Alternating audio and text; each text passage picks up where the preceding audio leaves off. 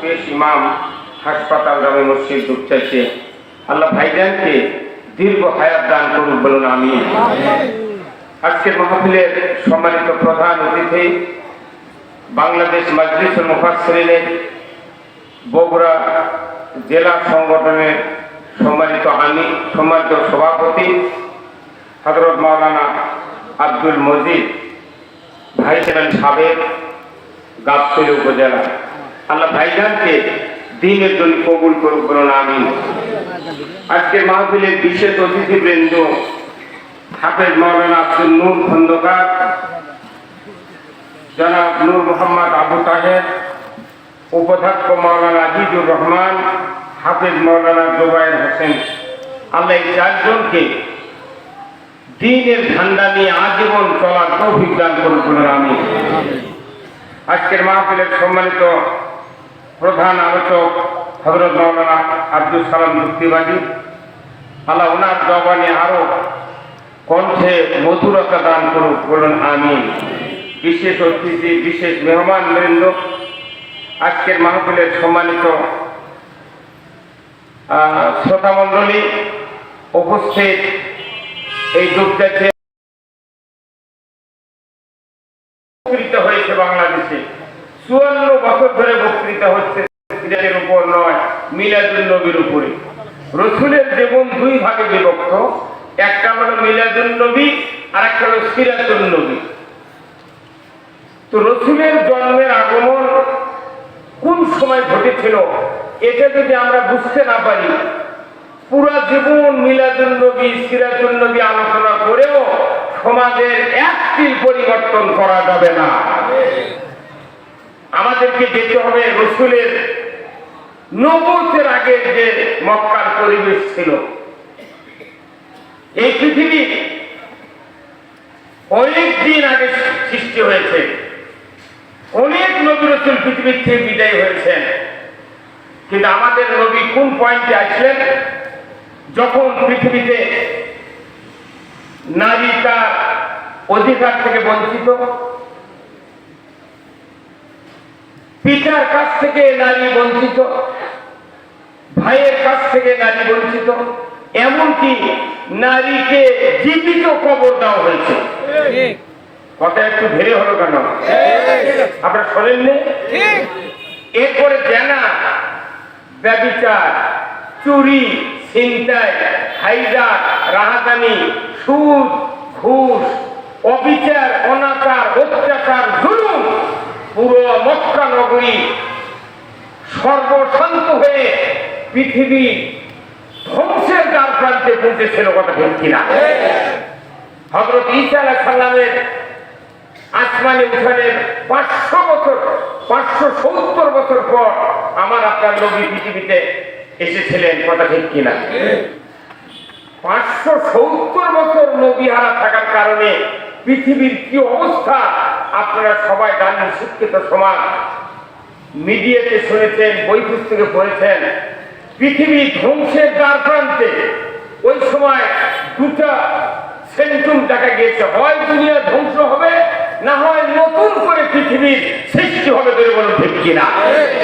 ঠিক এই মুহূর্তে আল্লাহ তাআলা পাঠিয়ে দিলেন রসুলকে, ওমা আরসালনাকা ইল্লা রাহমাতাল লিল আলামিন। সারা পৃথিবীর উনি হলেন রহমত।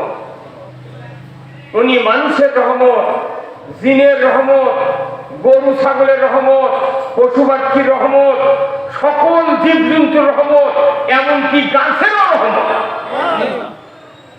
পুরো পৃথিবীর জন্য রহমত। সেই রহমত স্বরূপ আসলেন আল্লাহ তাআলা, তার নাম রাখলেন নূর। নাম কি রাখলেন? নূর। আল্লাহ কোরআনে বলছেন, কদ জাআকুম মিনাল্লাহি নূরুন ওয়া কিতাবুম মুবিন। ছোট্ট একটা আয়াত রসুলের আগমন হয়েছিল, সেটা হলো নূর। যে নূর যেখানে নাজিল করা হয়েছে, নবুয়ত দেওয়া হয়েছে, ওই পাহাড়ের নামটা কি? জাবালে নূর। ওখান থেকে উনি নবুয়ত পেলেন। আর ওনাকে কিতাব দেওয়া হয়েছিল। সেই কিতাবটা হলো পরশ পাথর। ওই অরাজকতার সমাজের মানুষেরা যারা মারামারি, হানাহানি, কাটাকাটি, অপসংস্কৃতির মাধ্যমে মানুষের ইজ্জত আবরু যেখানে কোনো স্থান ছিল না, সেই সমাজকে আল্লাহ রাসূল এমন একটা জিনিস কার হিরাত থেকে আনলেন, তার নাম হলো কিমিয়া। কিমিয়া শব্দের অর্থ হলো পরশ পাথর। পরশ পাথরের সাথে যদি লোহা, যদি তামা ঘর্ষণ দেওয়া হতো, সাথে সাথে সোনাতে পরিণত হয়ে যায়। আল্লাহ রাসূল এনেছিলেন কোরআন। সেই কোরআন আজও আছে না নাই? বলুন, আছে না নাই? ওই আধামরা সমাজকে আল্লাহ রাসূল কি দিয়ে খয়রুল কুরুনি কারনি, সোনার যুগে পরিণত করেছিলেন। এই বক্তব্য আরবি দিয়া প্রতিদিন আমাদের ইমাম সাহেবেরা মসজিদে সুন্দর করে তেলাওয়াত করেন। খয়রুল কুরুনি কারনি সুম্মাল্লাযিনা ইয়ালুনহুম সুম্মাল্লাযিনা ইয়ালুনহুম। আপনাদের মুখস্থ নাই? আচ্ছা বলেন তো, এই শব্দটা কার মুখে? রাসূলের মুখে। এই শব্দ মসজিদে নববীতে উনি ইমামতি দিতে গিয়ে খুতবা তেলাওয়াত করেছেন। খয়রুল কুরুনি কারনি, আমার যুগই হলো সেরা যুগ। তাহলে বোঝা যায় রাসূলের আগে যে যুগ ছিল এটা অন্ধকার যুগ, রাসূলের যুগ ছিল সেরা যুগ। ধরে বলুন ঠিক কিনা? তাহলে অন্ধকার যুগকে আল্লাহ রাসূল কি দিয়ে পরিবর্তন করেছিলেন? সবাই বলেন কি দিয়ে? আচ্ছা, আমাদের সমাজে সবাই জানে যে কোরআন দিয়ে রাসূলের সমাজ পরিবর্তন করে সোনার যুগে পরিণত করেছিলেন। আচ্ছা বলুন তো, উনি যখন দুনিয়াতে নবুয়ত পেলেন, তারপরে 600 বছর কোরআন দিয়ে পৃথিবীর বহু জায়গা শাসন হলো। ওমর ফারুকের সময় অর্ধেকটা পৃথিবী শাসন করা হয়েছিল। বলেন আল্লাহু আকবার। রাসূলের পর থেকে 600 বছর কোরআন দিয়ে সাহাবারা, নবী নিজে 12.5 লক্ষ বর্গমাইল শাসন করলেন। 10 বছর কোরআন দিয়া। এই কোরআন যে সংবিধান, উনি কি সংবিধানের ওই নিয়ম কানুন কি কোনোদিন কি একবারও কি সংশোধন করেছিলেন? ধরে করেছিলেন? হ্যাঁ, ওই সেই আল্লাহ পাঠাচ্ছেন, সেই থেকে একই আইনে চললো, তোমার সোনার সমাজ হলো। আর আমাদের বাংলাদেশ 54 বছর আগে স্বাধীন হচ্ছে, 14 বার আইন সংশোধন করছে। কয়বার? হ্যাঁ, 16 বার। যতবার সংশোধন করে ততবার আরো জুলুম বাড়ে। যতবার সংশোধন করে সুযোগ সুবিধা ভালো পাওয়ার জন্য দেখা যায় আর একটা বিপদ ঘাড়ির উপর চাপে। এর কারণ হলো সাহাবারা, রাসূল এবং খোলাফায়ে রাশিদিন 600 বছর পৃথিবী শাসন করেছেন কোরআন দিয়ে, কিন্তু তাদের অতীত তারা ভুলে নাই, কোনোদিন ভুলে নাই, অতীত ভুলে নাই। কারণ অতীতে যে সমাজ ছিল সেটা অন্ধকার সমাজ। এই কোরআন দিয়ে রাসূল যে সমাজ পরিবর্তন করে আমাদেরকে দেখিয়ে দিয়েছেন, ওই অতীতের শিক্ষা নিয়ে ভবিষ্যতে আমাদের সমাজ গড়তে হবে। কথা ঠিক কিনা? কিন্তু মানুষের ভেতরে একটা আচরণ আছে, হঠাৎ করে অতীত ভুলে যায়, আর ভবিষ্যতের তো কোনো খবরই নেই। কথা ঠিক কিনা? একটা সকালবেলা একটা লোক যাচ্ছে, দরবেশ সাইডের লোক, তো টিয়া পাখি নিয়ে দেখবে রাস্তার ধারে কোনা পড়া করে, হাত দেখেন আপনারা? টিয়া পাখি নিয়ে খাতার উপর বসে দেখা, বলছে ভাই কে আছে, সকালবেলা একটু বিসমিল্লাহ বলবো, একটু হাতটা দেখান না কেন? তখন হাত দেখাচ্ছেন। হাত দেখানোর পর বলিছে যে আমি তো আপনার ভবিষ্যতে কি হচ্ছে সেটা আমি বলে দিতে পারবো। যে কয় টাকা ফি? বলে 10 টাকা। প্রথম 10 টাকা দিলেই হয়ে যাবে। তখন আচ্ছা ঠিক আছে, ভালোই তো, ভবিষ্যতের খবর তো তুমি ভালোই জানো। এই হাতটা ছেড়ে যখন এসেছে, তখন ওই কোনো ওই পথিক হাত টান করে একটা চর মারিছে। তখন বলেছে, হ্যাঁ তুমি আমাকে এত করে আঘাত করলে, হাত দেয়া চপটাঘাত করলে, কারণ বলে যে আমি এই জন্য করলাম, তুমি যেহেতু আমার ভবিষ্যৎ গোনাপড়া করবে, যে তোমার ভবিষ্যৎ তুমি গোনাপড়া করে বাইর থেকে বাড়াও নিবে। কথা বলো, তোমার গায়ে তোমার গায়ে চর করবো সকালবেলা, তুমি কেন গোনাপড়া করো নাই? যদি গোনাপড়া করতে তাহলে আমার তো তুমি ডাক দিতে না। কথা ঠিক কিনা? যে কোরআন শুধু তেলাওয়াতের জন্য নয়, কোরআন দিয়ে শুধু নামাজ পড়ার জন্য নয়, কোরআন এসেছে খয়রুল কুরুনি কারিনি, সোনার যুগ তৈরি করার জন্য। কেউ কি অস্বীকার করতে পারবেন? কোরআন দিয়ে রাসূলুল্লাহ সাল্লাল্লাহু আলাইহি ওয়াসাল্লাম 12.5 লক্ষ বর্গমাইল শাসন করেছেন, মসজিদে নববীর মিম্বরে বসে ধরেছেন আল্লাহু আকবার। তার পরিধি সীমানা ছিল বাংলাদেশের মতো 27টা রাষ্ট্র জোড়া দিলে যত বড় এরিয়া হয়, রাসূলের রাজত্বের ওই পরিমাণ এরিয়া ছিল, ধরেছেন আল্লাহু আকবার। এত বড় রাজত্ব আল্লাহ রাসূলকে দিলেন। একদিনে আল্লাহ বলছেন, রাসূল আপনি আমার কাছে দোয়া করেন। কি দোয়া? আল্লাহর নবী কাফেরদের অত্যাচার নির্যাতনে সাহাবারা যখন অতিষ্ঠ, আল্লাহর রাসূল তার স্ত্রীদেরকে বললেন, আমি আর লোকালয়ে থাকবো না, আমি কিছুক্ষণের জন্য কাবার ছায়াতে নিরিবিলি অবস্থান করব, কেউ যেন আমার কাছে হাজির না হয়। কুম্বলাটা নিয়ে চলে গেছে, যে কাবার ছায়াতে একটু বগলের নিয়েছে দিয়ে রাসূল চুপ করে আরাম ফরমাচ্ছেন। হঠাৎ করে হযরত খাব্বাব রাদিয়াল্লাহু তাআলা আনহু রাসূলের সামনে গিয়ে হাজির। আসসালামু আলাইকা ইয়া রাসূলুল্লাহ। সালাম দিতে রাসূল জবাব দিয়ে বললেন, খাব্বাব কি ব্যাপার তুমি এখানে? বলে, হুজুর আমরা তো মার খেয়ে শেষ হয়ে যাচ্ছি, তো আমাদের জন্য কি দোয়া করবেন না আল্লাহর কাছে? মা তা রাসূলুল্লাহ, আল্লাহর সাহায্য কখন আসবে, একটু আপনি দোয়া করবেন না? আল্লাহ রাসূল সোজা হয়ে বুঝলেন, বললেন, খাব্বাব তুমি এত তাড়াহুড়া করছো কেন? আমাদের পূর্বে যারা দ্বীনের দায়ী ছিলেন, দ্বীনের দাওয়াত দেওয়ার পরিপ্রেক্ষিতে তাদের কাউকে অগ্নিকুণ্ডতে নিক্ষেপ করা হয়েছে, কাউকে করার দিয়ে দ্বিখণ্ডিত করা হয়েছে, কাউকে লোহার চিরুনি দিয়া হাড্ডি থেকে গোশত আঁচড়িয়ে নামিয়ে দেওয়া হয়েছে, কাউকে শুলে চড়ে দুনিয়া থেকে বিদায় করে দেওয়া হয়েছে। ওরে খাব্বাব, এত অত্যাচার নির্যাতনের ফলেও তারা দিনের রাস্তা থেকে এক তিল পরিমাণ সরে যায় না। রে খাব্বাব, তুমি তাড়াহুড়ো করো না, সেদিন বেশি দূরে নয়, সেদিন বেশি দূরে নয়, সেদিন বেশি দূরে নয়। দূরে বল আল্লাহু আকবার। আল্লাহর নবী বললেন, খাব্বাব সানআ থেকে হাজরামউত পর্যন্ত বিশাল বিস্তীর্ণ রাস্তা, এই রাস্তা দিয়ে যেদিন ষোড়শী যুবতী সোনার অলঙ্কার পরিহিত অবস্থায় যৌবনের লাবণ্যতা নিয়ে একা একা পথে চলবে, যাবে আসবে, লা ইয়াখাফু ইল্লাল্লাহ, আল্লাহর ভয় ছাড়া কোনো ভয় থাকবে না। সেদিন বেশি দূরে নয়, সেদিন বেশি দূরে নয়। তখনই আল্লাহ তাআলা জিবরাইলকে বললেন, জিবরাইল সুযোগ এসে গেছে, এখনই তুমি যাও সূরা বনী ইসরাঈলের একটা আয়াত নিয়ে আমার হাবিবের কানে কানে দিয়ে আসো, উনি যেন এই মাত্র আমি আল্লাহ আমার কাছে দোয়া করে ধরবেন। আল্লাহু আকবার। জিবরাইল সালাম এসে গেলেন, আসসালামু আলাইকা ইয়া রাসূলুল্লাহ, ইয়া হাবিবাল্লাহ, খবর এসে গেছে আল্লাহর দরবার থেকে আমি এনেছি, হুজুর আপনি একটু শুনুন।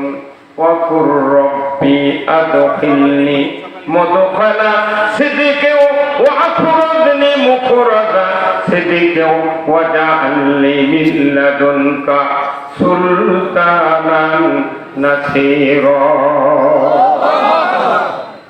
দোয়া কে শিখে দিলেন? আল্লাহ। কবুল করবেন কে? আল্লাহ।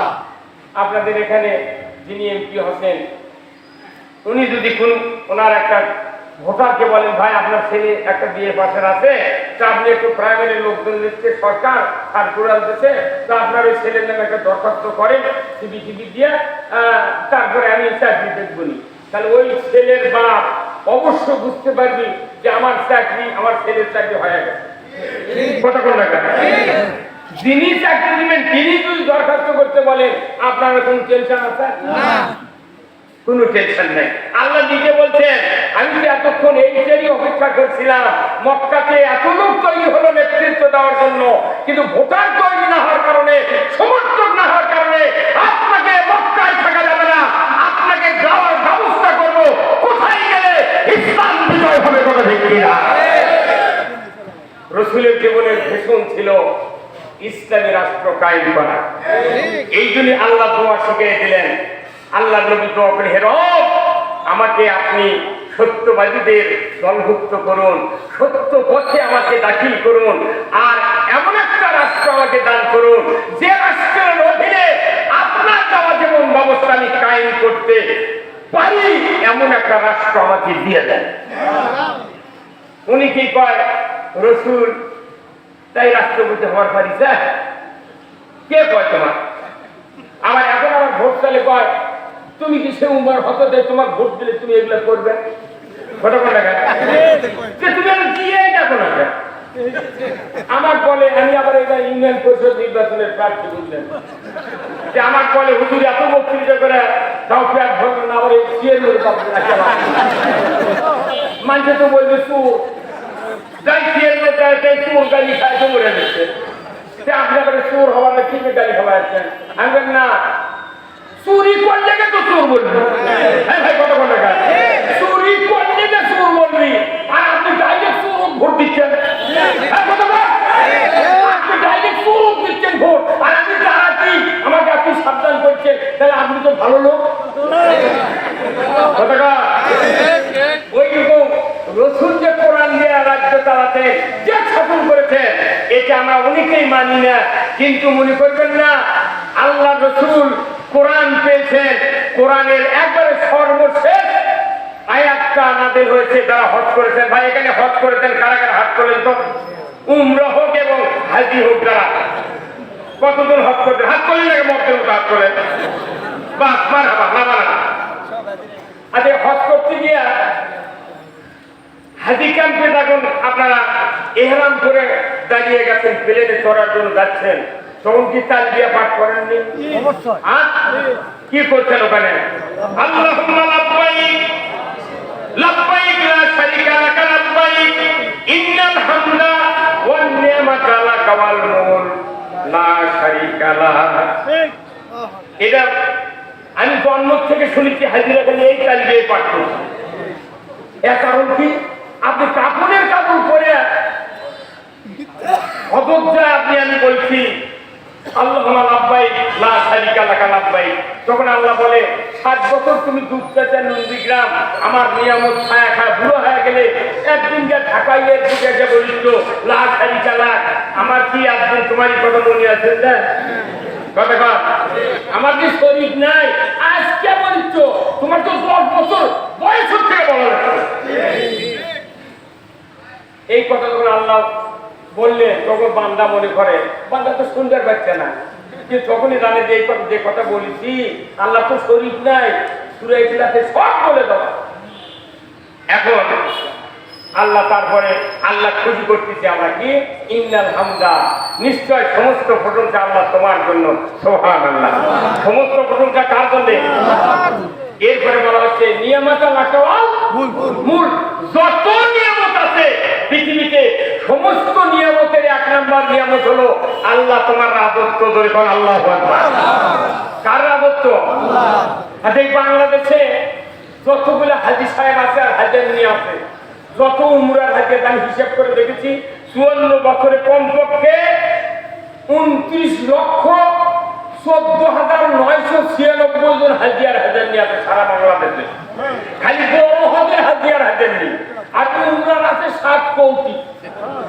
উমরার বাপ বেটা পেটে ছোট দিয়ে যাচ্ছে মানুষ। তাহলে এই হাজী আর হাজারনি যদি বাংলাদেশে খালি ইসলাম বিজয় চায়, আরো 7 বছর আগে দেশে ইসলাম বিজয় হয়ে যাবে।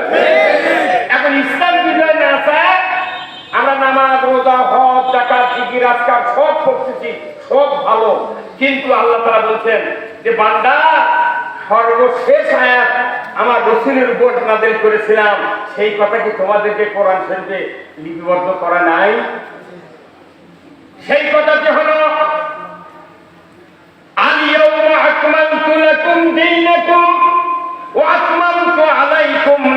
উম্মতি ওয়া রাদিতু লাকুমুল ইসলাম দীনা।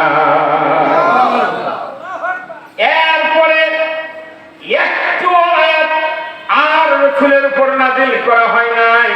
আল্লাহ তাআলা রাসূলকে বলে দিলেন, হে রাসূল, আজ থেকে দ্বীনকে মানে জীবন ব্যবস্থাকে, ইসলামকে আমি আপনার জন্য পরিপূর্ণ করে দিলাম, আপনার জন্য পরিপূর্ণ করে দিলাম। আপনার ব্যক্তিগত জীবন, পারিবারিক জীবন, সামাজিক জীবন, রাষ্ট্র জীবন, বিচারিক জীবন, অর্থনৈতিক জীবন, লেনদেন, বিবাহ শাদী, রমজান, যাকাত, ফিতরা, জীবনের সকল দিক ও বিভাগে যতগুলি শাখা উপশাখা আছে, এইগুলি প্রতিপালনের জন্য, মানার জন্য কারো কাছে, কোন দেশের কাছে ধার ভিক্ষা করার প্রয়োজন না। আমাদের দেশের মসজিদগুলিতে কোরআন দিয়ে দিবস হয়, কোরআন দিয়ে ফতোয়া হয়, কোরআন দিয়ে রমজানে ইতিকাফ হয়, তারাবি হয়, সিহরি হয়, ইফতারি হয়, কোরআন দিয়ে মাদ্রাসা চলে, কোরআন দিয়ে মসজিদ চলে। কিন্তু দেশটা যদি কোরআন দিয়ে চলে, ক্ষতি হবে না। হে ভাই না, যে কোরআন দিয়ে দেশ চলে মানে কি? ইসলাম দিয়ে সমাজ চলতে হবে। কার কথা? ইসলাম যদি সমাজ চালাতে না পারি, আমাদের ক্ষতি কি হচ্ছে শুনে রাখেন। এই ক্ষতির কথা আমি যেদিন আজ থেকে 20 বছর আগে কোরআনের তাফসীর ফি জিলালিল কোরআন সাইয়েদ শহীদ কুতুবের লেখা ফি জিলালিল কোরআন যখন এই আয়াতের তাফসীর করেছি, ওই দিন থেকে আমার বিশ্বাস হয়েছে, ও দুনিয়ার মানুষেরা, নামাজ, রোজা, হজ, যাকাত যত সেক্টর আছে ধর্মীয়, সব আমরা কোরআন দিয়ে মানলাম। কিন্তু অন্য কোন জীবন ব্যবস্থা আমরা মানি, কোন ইবাদত আল্লাহ তাআলা দরবারে কবুল করা হবে না। তাহলে আমাকে সব বাদ দিয়ে ইসলাম বিজয় করতে হবে, কথা ঠিক কিনা? এখন ইসলাম কি খালি মুন্সি করে, মৌলবি করে, নামাজি করে, হাজি করে? পুরো মানব জাতির জন্য ইসলাম নামক জীবন ব্যবস্থা, ইন্না দীনা ইনদাল্লাহিল ইসলাম, ইসলাম নামক জীবন ব্যবস্থা কার কাছে প্রিয়? সেটা আমাদের কাছে কি প্রিয় আছে? 54 বছর ধরে কি প্রিয় খবর বলছেন? যে দেশে আজকে আপনারা এই ঘোষণা চত্বরে আলহামদুলিল্লাহ আগামী কয়েক বছর আগে এইরকম প্রোগ্রামটি করা গেল, ধন্যবাদ দেওয়া যাচ্ছে। আপনাদের এই এলাকার যত প্রভাবশালী লোক আছে, আজকে এই যুক্তরাজ্যের বুকে একটা সিরাজ মাহফিল করতে গিয়া যত পরিশ্রম করেছেন, যত চেষ্টা করেছেন, আল্লাহর কাছে আমরা দোয়া করেছি। তখন বৃষ্টি পড়ার ফোন করলো বুলবুল, আমি বললাম, আল্লাহ, রাসূল কোরআন শোনাতে চাইছেন, কাফেররা শুনতে দেয়নি, আর আজকে যুক্তরাজ্যের মাঠে আমরা কোরআন শোনাবো, কিন্তু আবহাওয়া একটু নরমাল দেখছি। আল্লাহ, দয়া করে এই প্রোগ্রাম শেষ হওয়া পর্যন্ত একটু আমাদেরকে সুযোগ দেন আল্লাহ। তারপরে ফোন করলাম যে না, ও চাচা, ইনি বললেন যে না, চাচা বন্ধ হয়ে গেছে। এই সুযোগ দিয়েছেন কে? আজকে যুক্তরাজ্যের সকল মানুষকে আমি আন্তরিক মোবারকবাদ জানাচ্ছি। সর্বশেষে আপনাদের দুটি কথা বলে আমার কথা শেষ করব। আপনাকে রাগ করলেন? রাগ করলেন? আপনাদের জানার কথা, মসজিদে আগামী শুক্রবারে খুতবা পড়বেন, যিনি খতিব আছেন উনি খুতবা পড়বেন। দেখবেন সূরা নহলের 90 নম্বর আয়াত প্রতি মসজিদে প্রতি শুক্রবারে পড়া হয়। সানি খুতবাতে ইন্নাল্লাহা ইয়া'মুরু বিল আদলি ওয়াল ইহসান ওয়া ইতা'i যিল কুরবা ওয়া ইয়ানহা আনিল ফাহশাই ওয়াল মুনকারি ওয়াল বাগই ইয়া'যুকুম লা'আল্লাকুম তাযাক্কারুন। বলুন আল্লাহু আকবার। আল্লাহ নিজে বলেছেন, আমি আদেশ দিচ্ছি তোমরা পৃথিবীতে ন্যায় বিচার করো। সুবহানাল্লাহ। ন্যায় বিচারের 1 নম্বর ন্যায় বিচার হলো সমাজে নামাজ কায়েম করতে হবে। আল্লাহ। সবচেয়ে বড় ন্যায় বিচার হলো সমাজে নামাজ কায়েম করা। নামাজ যদি কায়েম করতে চান, তাহলে আপনার আমার বক্তৃতা দিয়ে নামাজ কায়েম হবে না। রাষ্ট্র শক্তি নামাজ কায়েম করার শক্তি লাগে, কথা ঠিক না? এরপরে নামাজ কায়েম করো, এরপরে আপনাকে এই ন্যায় বিচারের কথা প্রথমেই আছে।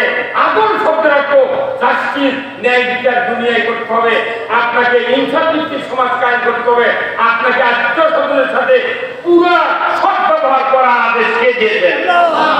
তাহলে এই কথাগুলো প্রতিদিন আইপিতে চালাতে হয়। সমাজের উন্নতি হচ্ছে যখন হচ্ছে। এরপরে ফাহিশা, হারাম, অশ্লীলতা আর হচ্ছে আপনার নাফরমানি, এই 4টা কাজ থেকে আমাদেরকে বিরত থাকতে হবে। কার হুকুম? এই কাজগুলি দুনিয়াতে করতে হবে, আখিরাতে করার সুযোগ এরপরে তার আগে একটা হাদিস প্রতিদিন শুক্রবার আপনারা শোনেন, وسلطان ذل الله في الارض من اهنا سلطان الله في الارض اهنا الله। এই হাদিসটা কি শুনেননি আপনারা? এই হাদিসের অর্থ শুনলে যেদিন আমি পড়েছি সেদিন থেকে আমার মাথা খারাপ হয়ে গেল। ভাই সর্বনাশ, রাসূল বলছেন ন্যায়পরায়ণ শাসক আল্লাহর ছায়া সদৃশ্য, যে বা যাহারা ন্যায়পরায়ণ শাসক কায়েম করার বিরোধিতা করবে কিংবা ন্যায়পরায়ণ শাসক কায়েম আছে তাকে অপমান করবে, আমার নবী বলেছেন সে যেন স্বয়ং আল্লাহর বিরোধিতা করলো। একে কাপ করে আমাকে বলেছে যদি ন্যায়পরায়ণ শাসক কায়েমের বিরোধিতা করা হয়, কার বিরোধিতা করা হলো? তুই নামাজ কে কবুল করবি? না মেয়ে বিয়ে দিছি জামাই দৈনিক আপনার সুন্নাত পেটে আপনার মেয়ে পেটে হুন্ডে পেশা দিল না তোর বাপ, তখন আপনার স্ত্রী বলছে না ইনি কেটে যাওয়ার কথা, তুমি আমার কানেই পিটা শুরু করতে চাও। যদি পিটার খবর বাপের কারো যায় ওই বাপকে আর জামাই দিল হুন্ডা আমারে। আর এখনই যে অবস্থা মসজিদের থেকে নামাজ পড়ে দেয়, আল্লাহ দিন বিজয়ের বিরোধিতা করা ন্যায়পরায়ণ শাসক কায়েমের বিরোধিতা তারা করলো, নবী বলেছেন সে যেন আল্লাহর বিরোধিতা করলো। আপনি আমি বাঁচার জন্য সব বাদ দিয়ে কে কোন দল করেন জানি না, কিন্তু আপনাকে আখিরাতে মুক্তির জন্য ইসলাম ছাড়া একটা যেমন ব্যবস্থা পৃথিবীতে কায়েম করা যাবে না, যাবে না, যাবে। আল্লাহ তাআলা যেমন ব্যবস্থা বাংলাদেশে কায়েম হবে দেখতে চান, তারা কারা চান দুহাত করে আল্লাহকে দেখা। নারে তাকবীর। এই কয় হাত তুলে দেন আপনারা? একটা তুললে কি হতো? কেন তুলেন একা? এই ডানাদের সাথে বাহাতের সম্পর্ক আছে। আল্লাহ কোরআনে বলছেন জাহারাল ফাসাদু ফিল বাররি ওয়াল বাহর বিমা কাসাবাত আইদিন নাস। জলস্থলে যা কিছু ঘটে বান্দা তোমাদের দুই হাতে করা কাজের ফল। এই দুটো হাত এত দামি জিনিস, কয়েক হাজার কাজ হয় এই দুই হাত দিয়ে। কি কথা বলেন না? হাত ঠিক দুনিয়া ঠিক, হাত খারাপ দুনিয়া খারাপ। আপনি কোথায় গেলেন?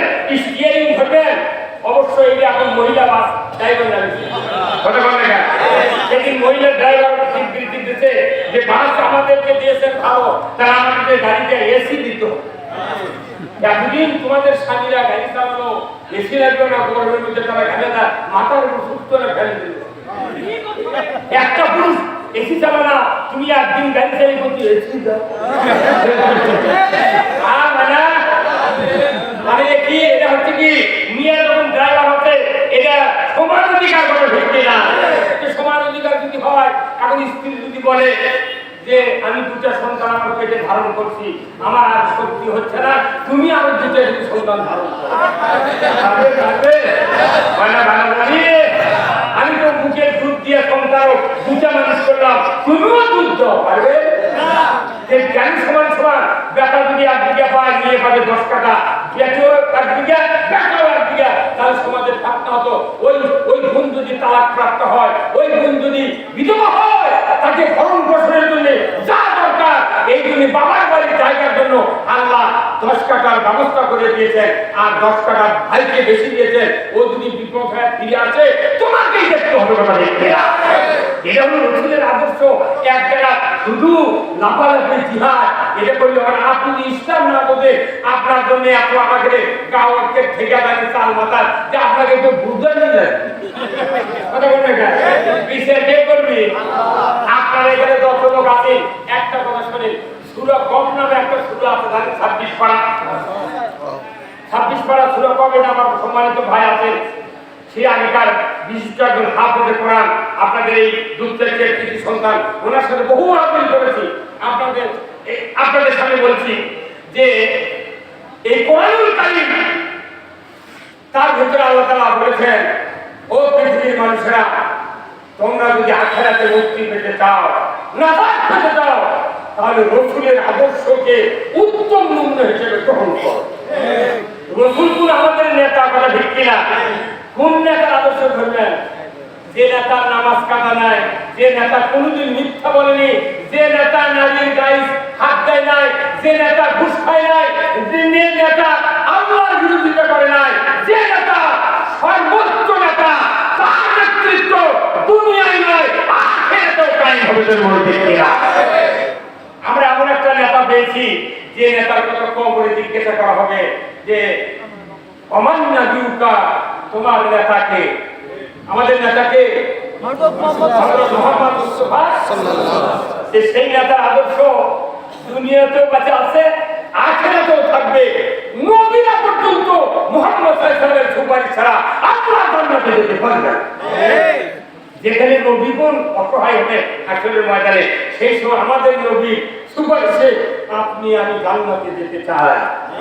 তখন যাবেন যখন আপনি ইসলামকে মানবেন, ইসলাম পৃথিবীতে তাই বলে মানুষের শান্তি আসবে। ইসলাম ছাড়াই যে কয়েকদিন আগে বাংলাদেশে দেখলাম ধর্ষণ আর ধর্ষণ, ধর্ষণ আর ধর্ষণ। কত অনুরোধ করা হচ্ছে না বিচার করেন না রে।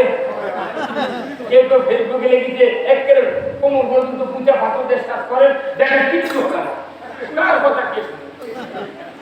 আর আল্লাহ বলছে যে ধর্ষণ বন্ধ করতে 5 মিনিটও লাগবে না। আল্লাহ কোরআনে বলছেন যদি বিবাহিত পুরুষ হয়, বিবাহিত নারী হয়, তাহলে পুরুষের কোমর, মহিলার সিনা পর্যন্ত। সরকারি আইনে বয়ফ্রেন্ড মোকাবেলার উত্তর গেটে যদি কোমর পর্যন্ত পুরুষের গাড়ি দিয়া, মহিলার সিনা পর্যন্ত গাড়ি দিয়া, আজলা ক্রিকেট দিয়া, যদি ফতুয়া দিয়ে যদি ওখানে আল্লাহ আইনে যদি পাথর মেরে একটা বিচার করা হতো আর এই বিশের লাইনে দেখা হতো, আমার মনে হয় বিয়ে করবে দিলে তাও ভাবতো যে কি করি। অথচ বিচার না থাকার কারণে চেয়ারম্যান ভাইস চেয়ারম্যান বিয়ে চলে যাচ্ছে। কথা বলে শিক্ষকটা ছাত্রী বিয়ে চলে যাচ্ছে। কত জানা হচ্ছে। যদি একটা বিচার হতো আমার দেশে কোন নেতা নেত্রী, কোন যুবক, কোন মুরব্বী, কোন চেয়ারম্যান, কোন ভাইস চেয়ারম্যান কারোর গায়ে কাজ করা সহজ হতো না। কতদিন 54 বছরে কত কোটি মানুষ মরে গেল, তারা বিচার দেখতে পারে না, ইসলাম দেখতে পারে না। বারবার ক্ষমতার হাত বদল হচ্ছে কিন্তু আইন পরিবর্তন। আমরা বলেছি আমরা ক্ষমতায় যাব না, আপনারা ক্ষমতায় গেছেন, এখন খালি ওই একটা নামাজ কায়েম করেন, জানার বিচার করেন, চোরের হাত কেটে দেন, আর কিচ্ছু চাই না। বাংলাদেশ কাল থেকে হবে বালকবাটি।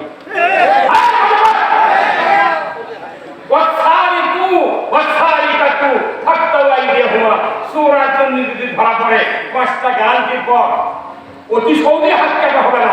উনি কি কয় জামাত ক্ষমতা দিয়ে হাত কাটবে, কি দরকার হইলে তোমার উল্লেখ করা লাগবে? জামাত ক্ষমতায় নয়, ইসলাম যদি ক্ষমতায় নয়, 5টা গ্যারান্টি জনগণের দরকারে পৌঁছে দাও। 1 নম্বর হলো কি?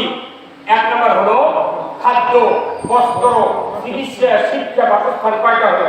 এই 5টা গ্যারান্টি জনগণের দেওয়ার পর কেউ যদি নৈতিক চরিত্রের কারণে চুরি করে, আমার আল্লাহ বলেছেন ওয়াসারিকু ওয়াসারিকাতু ফাকতাউ আইদিহুমা, সূরা সুন্নিত ধরা বলে তুমি তার হাত কাটা দাও। এই হাত কাটার বিধান রাসূলের জীবদ্দশায় যখন রাসূল মক্কা বিজয় করলেন, মক্কার একটা সম্ভ্রান্ত পরিবারের একটা মেয়ে মানুষ চুরির দায়ে ধরা হলো। সাহাবারা বললেন মানে এইমাত্র মক্কা বিজয় হলো আর এই বড় বড় ধনী মানুষের চোর চুরি করছে, তাহলে এই বিষয়ের যদি আপনি হাত কাটে দেয় নবী, তাহলে তো আমাকে এই মক্কার টেকাই করবি না, আবার আন্দোলন শুরু হবে। তোর কে বলবি তোর জায়েদ বিন উসামা তার বলে যে তোমার লোকের সাথে খুব মিল আছে, তুমি এনে করো না কেন? দেখো হুজুর এটা করা যায় না, নর্মাল করা যায় না, হাত না কেটে রান দিলে মাথা কেটে দিলে কি হবে? রসুলের চেহারা একবার লা আল্লাহু আকবার। রসুল বলে আমার কন্যা ফাতেমা সাইয়্যিদাতুন নিসা, জান্নাতের সর্দারিনী ফাতেমা, সেও যদি চুরির দায়ে আমার কাছে ধরা পড়ে, আমি কারো হাত কেটে দেবো, কারোর মানা শুনবো না। রসুলের ছিলা কি দেশ চলেছে। আজকে ফেসবুকে দেখলাম যে সরকার দেশে চাল 30 কেজি করে চাল জনগণের কাছে না পৌঁছে দিয়ে ভুয়া তালিকা করে ওই টাকা দিচ্ছে, তালিকা করে জমা দিচ্ছে। শুনলাম যে পুলিশ তার গ্রেফতার করছে। আর ওনার আটার বস্তা পিঠে নিয়ে মরুভূমির প্রান্তর দিয়ে চলে গেছে। ঠিক কিনা? কাকে বলে রসুলের জীবন? রসুল যে জীবন পদ্ধতি রেখে গিয়েছেন ওমর ফারুক তার বাস্তব রূপ দিতে গিয়া প্রত্যেকটা পৃথিবী আল্লাহর নবীর সাহাবী শাসন করেছেন। অথচ ওই কোরআন ওই আদর্শ সব আমাদের কাছে মজুদ আছে, কিন্তু সমাজে কোনো কাজ নাই। আমরা আমাদের পরিশ্রমের টাকা খাবো আর অন্য দেশের আইন দিয়ে চালাবো না। আমরা ছোট হতে পারি, বাংলাদেশ ইমানের মতো একটা সম্পদ আছে বলে বলে দেখি না। আসুন আমরা সবাই মিলে আল্লাহ রসুলের রেখে দেওয়া এই তরিকাই সুন্নাহ আমরা চর্চা করি। এই পুরাটা মাস আপনারা বিভিন্ন ওয়ার্ডে গ্রামে মাজলিসুল মুফাসসিরিনের উদ্যোগে সিরাত মাহফিল করবেন। আমাদের অনেক বক্তা আছে, আপনাদেরকে হেল্প করবে। আসুন আল্লাহ তাআলা আমরা আমাদের এই রসুলের জীবন, রসুলের সিরাত এই পুরাটা মাস রসুল মাসে আমরা যাতে সকলের দরজায় রসুলের জীবনী শুনে দিতে পারি। আল্লাহ তাআলা আমাদের তৌফিক দান করেন। আল্লাহুম্মা আমিন। আমি আপনাদেরকে যে কথাগুলি বললাম, বলার ভেতরে ভুল ত্রুটি হয়ে থাকে মেহেরবানি করে ক্ষমা করবেন। আপনাদেরকে ধন্যবাদ জানিয়ে, কর্তৃপক্ষকে মোবারকবাদ জানিয়ে আমি আমার কথা শেষ করছি। ওয়া আখিরু দাওয়ানা আলহামদুলিল্লাহ। আসসালামু আলাইকুম ওয়া রাহমাতুল্লাহ।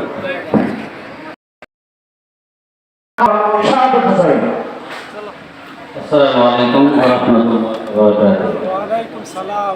আলহামদুলিল্লাহ, সমস্ত প্রশংসা তার মহান আল্লাহ রাব্বুল আলামিনের জন্য, যে মহান রাব্বুল আলামিন আমাদেরকে তার রাসূলের জীবনী নিয়ে, তার রাসূলের সিরাত মাহফিল করার জন্য আমাদেরকে যে রব্বে কারীম তৌফিক দান করলেন, সেই মহান রবের দরবারে অন্তরের গভীর থেকে শুকরিয়া আদায় করি। সকলে বলি আলহামদুলিল্লাহ। সম্মানিত উপস্থিতি, আজকের এই মাহফিলকে সম্পূর্ণ করার জন্য, সফল করার জন্য রব্বে কারীমের একান্ত মেহেরবানি ও দয়া ছিল। তার একান্ত মেহেরবানি দয়াতেই আজকে আমরা সফলভাবে এই প্রোগ্রামটি সম্পূর্ণ করতে সক্ষম হলাম। সেই জন্য অন্তরের গভীর থেকে আবার আমাদের দলের শুকরিয়া আদায় করি। সকলে আলহামদুলিল্লাহ। সম্মানিত উপস্থিতি, আজকে এই মাহফিলকে সফল করার জন্য আমাদেরকে অনেক ভাই বিভিন্নভাবে সহযোগিতা করেছে। আল্লাহ তাআলা যে ভাই যেভাবে সহযোগিতা করেছেন, অর্থ দিয়ে, শ্রম দিয়ে এবং সময় দিয়ে, আল্লাহ তাআলা সকলের সহযোগিতাকে কবুল করুক। আল্লাহ তাআলা সকলকে উত্তম যাচাই খায়ের দান করুক। বিশেষ করে আমাদের দুপচাচিয়া উপজেলা নির্বাহী অফিসার তিনি জনাব শাহরুখ খান স্যার, উনিও আমাদেরকে এই গুরুত্বপূর্ণ একটি স্থানে তিনি এই প্রোগ্রামটি করার জন্য অনুমতি দিয়ে আমাদেরকে সার্বিকভাবে সহযোগিতা করেছেন। দুপচাচিয়া প্রশাসন, পুলিশ প্রশাসন তারাও সহযোগিতা করেছে। আজকে আমাদের প্রোগ্রামকে অসংখ্য বক্তা, যাদেরকে আমরা আব্দুল সালাম ভাই বলে গেছেন, যাদেরকে সিজন টাইমে আমরা একত্রিত করাই কোনোভাবেই সম্ভব হচ্ছিল না, এরকম অসংখ্য ওলামায়ে কেরাম আমাদের এই আজকের মঞ্চকে, দুপচাচিয়াবাসীকে অলঙ্কৃত করেছে, মর্যাদাপূর্ণ করেছে। এই জন্য আমাদের পক্ষ থেকে সকল ওলামায়ে কেরামদের জন্য অন্তরের গভীর থেকে আমরা দোয়া করব। আল্লাহ তাআলা যেন তাদের কণ্ঠের মধ্যে আরো বারাকা দান করে, কোরআনের কথা, রাসূলের সুন্নাহর কথা, রাসূলের আদর্শ কথা তারা যেন আরো দেশব্যাপী ব্যাপকভাবে বলতে পারে। এই জন্য আমরা তাদের জন্য দোয়া করব এবং আপনারা আমাদের জন্য দোয়া করবেন। আমরা যে বক্তাদের সংগঠন মাজলিসুল মুফাসসিরিন, এই সংগঠনকে যেন আরো বেগবান করতে পারি, এই প্রোগ্রামকে যেন আরো গতিশীল করতে পারি, আরো সুশৃঙ্খল করতে পারি, সেজন্য একান্তভাবে আপনাদের সহযোগিতা প্রয়োজন, ঠিক কিনা? আমাদের একার দ্বারা এই প্রোগ্রামকে সফল করা সম্ভব নয়। আপনারাও এসেছেন, এসে আমাদের প্রোগ্রামকে ধন্য করেছেন। আমরা অনেক আয়োজন করলাম, আপনারা যদি না আসেন আমাদের আয়োজন ব্যর্থ হতো না, সফল হতো? বলেন তো, ব্যর্থ হয়ে যেত। এই জন্য আপনারা এই গরমের মধ্যে অত্যন্ত ধৈর্যের সাথে ওলামায়ে কেরামের কথাগুলো শুনেছেন। আল্লাহ তাআলা সেই কথাগুলো বক্তা শ্রোতা সকলকে আমল করার তৌফিক দান করুন। আপনাদের সকলের মঙ্গল এবং দীর্ঘায়ু কামনা করে আজকের মাহফিল এখানেই সমাপ্ত ঘোষণা করছি।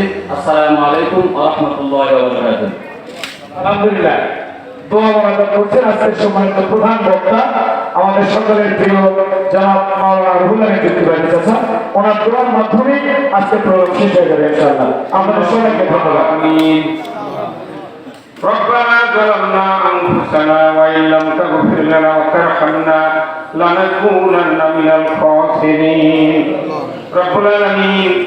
দুপচাচিয়া ঐতিহ্যবাহী একটি উপজেলা, আল্লাহ তার কেন্দ্রবিন্দু উপজেলা পরিষদ চত্বরে আল্লাহ সন্ধ্যা থেকে এতক্ষণ পর্যন্ত কোরআনের মাহফিল, সিরাতের মাহফিল অনুষ্ঠিত হয়ে শেষ পর্যায়ে আমরা আপনার শাহী দরবারে হাত তুলেছি। মাহবুব মেহেরবানি করে আজকের এই সিরাত মাহফিল আপনার দরবারে কবুল আর মঞ্জুর করে নেন রব্বুল আলামিন। এই প্রোগ্রামের ছেড়ে দিয়েছেন, প্রশাসনিক কর্মকর্তারা অনুমতি দিয়েছেন, আল্লাহ কিউনো সাহেব এখানে অনুমতি দিয়েছেন, আল্লাহ প্রভাবশালী লোক নেতা নেতৃবৃন্দ যারা এখানে সহযোগিতা করেছেন, আল্লাহ আপনি দয়া করে সকলের সমস্যা আপনি সমাধান করে দেন। আল্লাহ তাদের হায়াতে কিসমতে আপনি বারাকাত দিয়ে দেন। আল্লাহ যতগুলি ইমানদার আল্লাহ দরবারে এই সিরাতের অনুষ্ঠান উপভোগ করলেন, শুনলেন, আল্লাহ সকলের জীবনের অতীত জীবনের সব গুনাহ আপনি মাফ করে দেন। আয় আল্লাহ তাআলা, যারা এই কর্তৃপক্ষ কষ্ট করে মাহফিলের আয়োজন করেছেন, আল্লাহ মিডিয়া ব্যক্তিত্ব যারা এসেছেন, আল্লাহ সারা বাংলাদেশে যারা প্রচার করছেন, পৃথিবী সহ, আল্লাহ গো সকলের ব্যবসাকে আপনি উন্নত করার তৌফিক দিয়ে দেন। রব্বুল আলামিন, হাজার হাজার মানুষ হাজির ছিলেন, আল্লাহ যারা আমরা হাত তুলেছি, আমাদের ভেতরে অনেকের বাবা মা দুনিয়া থেকে বিদায়ী হয়েছে, আল্লাহ গো ওই মা বাবার কবরখানা আপনি জান্নাতের বাগান বানায়া দেন। আল্লাহ যারা ব্যবসায়ী হাত তুলেছেন, তাদের ব্যবসা বাণিজ্যে তারা কেটে করে দেন। আলেম ওলামা যারা আছেন, তাদের ধ্যান শক্তি বাড়ায় দেন। যুবক ভাই যারা আছেন, লেখাপড়া করে চরিত্রবান হওয়ার তৌফিক দিয়ে দেন। মাদ্রাসায় যারা লেখাপড়া করে, আল্লাহ তাদেরকে আল্লাহ আপনি জেহেন শক্তি বাড়ায়া দেন। রব্বুল আলামিন, যত মা বোনেরা হাত তুলেছেন, আল্লাহ আসিয়া হাজরা রহিমার মতো চরিত্রবান হওয়ার তৌফিক দিয়ে দেন। আল্লাহ মাহফিল কিয়ামত পর্যন্ত কায়েম রাখেন আল্লাহ। আল্লাহ পরিশেষে দোয়া চাই, আল্লাহ বাংলাদেশটাকে আপনি ইসলামের জন্য কবুল করে নেন।